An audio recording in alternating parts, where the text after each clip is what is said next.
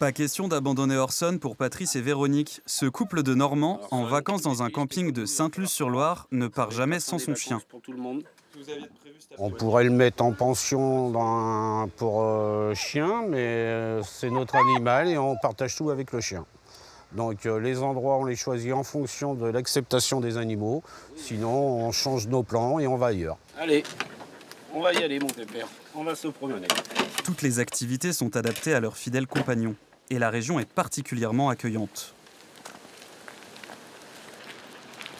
On a réussi à trouver quelques plages le soir qui acceptaient les chiens, entre autres sur la Bernerie, hein, on y allait, etc. le soir. Il y a une certaine horaire, on appliquait les horaires pour pouvoir continuer et respecter aussi ce qui est demandé, quoi. Mais comment faire quand on ne peut pas emmener nos animaux dans nos bagages ? À Bouguenais, les Grands Chenils de l'Ouest proposent des pensions complètes. Chaque toutou a son box attitré. Tout est fait pour qu'il passe des vacances au poil. Chaque chien a une demande particulière, chaque chien n'a pas le même caractère. Donc le but du jeu, c'est que ça devienne la colo pour eux. Donc pour ça, on travaille le sujet sur chaque chien. On fait le nécessaire pour que tout se passe bien.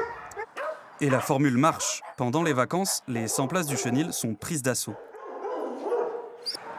Il faut réserver très longtemps à l'avance, quand c'est pour une période de vacances scolaires notamment. Là, par exemple, pour les 15 premiers jours d'août, j'étais complète dès le mois d'octobre l'année dernière. On les papouille, on joue au ballon avec eux, on les brosse, voilà, et de mettre le chien à l'aise, surtout pendant son séjour.